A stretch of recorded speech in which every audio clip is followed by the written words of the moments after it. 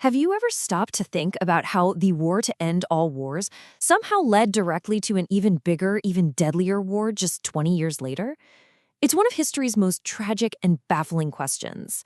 Well, today we're going to untangle that. We're going to see how the end of World War I didn't bring peace at all. Instead, it just perfectly lined up all the dominoes for World War II. It just doesn't make sense on the surface, does it? But to get it, you have to realize that World War II wasn't some isolated event. It wasn't a storm that just appeared out of a clear blue sky. No, it was the final, massive domino in a chain reaction that started the very second the last war ended. So, where do we start? The first domino was tipped over back in 1919, in the famous Hall of Mirrors at the Palace of Versailles. The treaty they signed there was supposed to guarantee peace forever. But instead, its terms were so punishing that it ended up planting the seeds for an even more horrific war. Right at the heart of that treaty was something called the War Guilt Clause. And look, this was way more than just words on a piece of paper.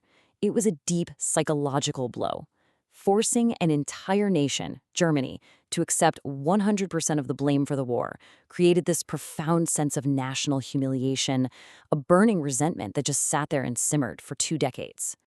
And that humiliation wasn't just symbolic, it was very, very real. The treaty basically took a sledgehammer to Germany's military. Their army was gutted, slashed to just 100,000 men. And get this, no tanks, no submarines, no air force. For a country with a long, proud military tradition, this was impossible to accept.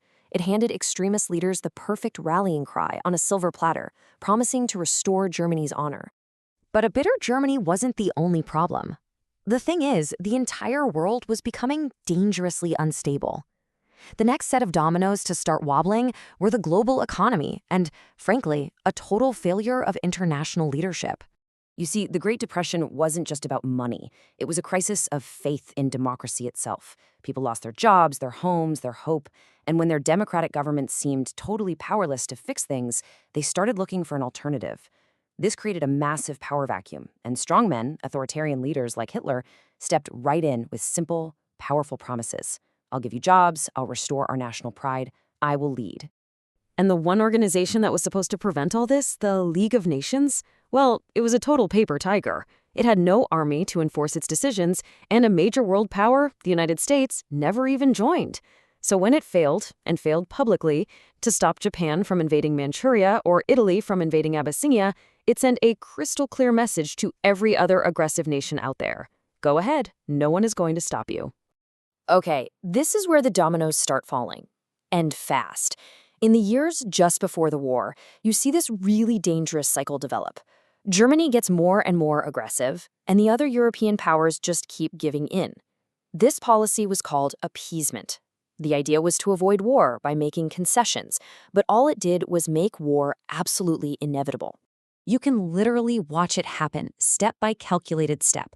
Hitler just tears up the Treaty of Versailles. He rebuilds the army, marches troops into the Rhineland, annexes Austria, and then starts demanding parts of Czechoslovakia. Each move was a gamble, and each time the world let him get away with it, he grew bolder, ready for the next, bigger step. It's the question we all ask, right? Looking back now, it seems so obvious. Just stop him. Why didn't anyone stand up to him? But at the time, for the leaders in Britain and France, the decision to appease him wasn't as simple as it looks to us today. See, appeasement wasn't just cowardice. It was a complicated mix of things. First, the absolute horror of World War I was still fresh in everyone's mind. Nobody wanted a repeat of that. A lot of leaders also genuinely believed Germany had been treated unfairly at Versailles. Plus, their own countries were broke and just not ready for another war. And for some, the threat of Soviet communism seemed way scarier than the threat of Nazism. And then came the absolute bombshell. In August 1939, 2 mortal enemies, Nazi Germany and the Soviet Union, signed a non-aggression pact. Think about that. It was a stunning, cynical move that for Hitler was brilliant.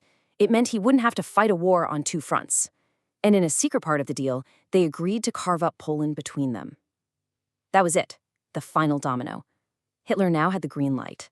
And so, on September 1st, 1939, Germany invaded Poland and the war began. But over the next 6 brutal years, the entire course of this global catastrophe would be shaped by a few critical turning points, moments that changed everything.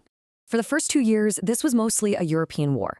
But in the Pacific, Japan had its own ambitions. The attack on Pearl Harbor was a shocking tactical success for Japan, but it was an absolute strategic disaster. In one morning, they awakened the sleeping giant. America and its incredible industrial power were now in the war, and that tipped the scales for good. Over on the Eastern Front, Hitler's seemingly unstoppable invasion of the Soviet Union had slammed into a brick wall. The fight for the city of Stalingrad became the single deadliest turning point of the entire war. It was a meat grinder. When the German army there finally surrendered, it was a blow that the Nazis would never, ever recover from. From that point on, they were in retreat in the East. Germany was now trapped in a giant vice. The D-Day landing in 1944 finally opened up that second front in the West. Now the Nazis were being squeezed from both sides, the Allies pushing from the West and the massive Soviet army rolling in from the East. It became a race to Berlin, and the Soviets got there first, leading to Hitler's suicide and Germany's final surrender. The end of the fighting was just the beginning. The world, as it had existed before 1939, was gone, completely shattered. And from that rebel, a totally new global order had to be forged. The war's most soul-crushing legacy, of course, was the Holocaust, the systematic industrial murder of 6 million Jewish people and millions of others, exposed an evil that humanity was just not prepared for.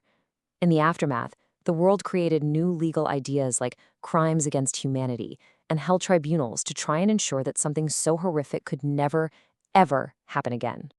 The war also completely redrew the map of global power. The old world, where you had a handful of powerful European countries calling the shots, was gone. In its place, a new, bipolar world emerged, defined by the intense rivalry between just two superpowers with totally opposite beliefs, the United States and the Soviet Union. And so, the world that rose from the ashes was completely different. The United Nations was built to try and succeed where the League of Nations had failed. A new kind of conflict, the Cold War, started almost immediately. We entered the terrifying nuclear age, and the old European empires, weakened by the war, began to fall apart. This new world order, for all its flaws and tensions, has actually managed to prevent another world war for over 75 years. But the dominoes of history are always being quietly reset in new and unpredictable patterns. So the question that leaves us with is a heavy one. Have we really learned enough from the past to stop the next set of dominoes from falling?